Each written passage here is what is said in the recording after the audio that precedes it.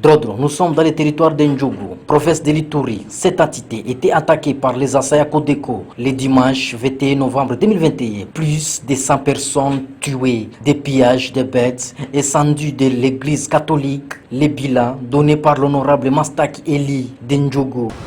Sur place là-bas, dans le site de déplacés, il y a plus de 26 personnes qui sont tuées sur place dans le site de déplacés et d'autres personnes ont été récupérés par les miliciens pour amener leur butin et ces gens sont exécutés visiblement sur la colline qu'on appelle Tata et d'autres sont exécutés vers la colline qu'on appelle Nogo.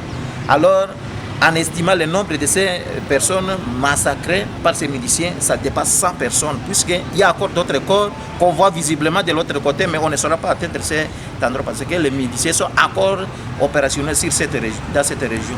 C'est pour cette raison que nous demandons aux militaires de tout faire pour sécuriser la population, pour aller quand même enterrer avec les Croix-Rouges les gens dont le corps traîne sur la colline Tata et Nogo.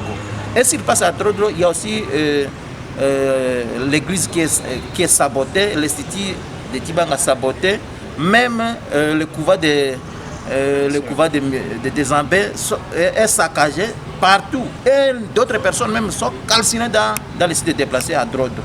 Et vous voyez même à Ngazba, il y a 3 personnes qu'on a tuées. À Blouko, on a apporté les bêtes de notre fêche de collectivité Badingo, paix à son âme. Aussi, on a apporté ces bêtes, même les bêtes des abbés sont apportées.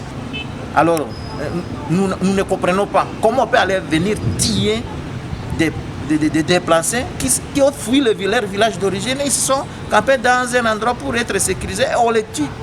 Pourtant, il y a même des militaires. Nous avons le régiment de Masumbu à qui on avait déjà donné de l'alerte l'année passée, plutôt la semaine passée. Mais c'est comme si cette alerte n'était pas prise en considération. C'est comme ça que nous avons beaucoup de pertes à vie humaine.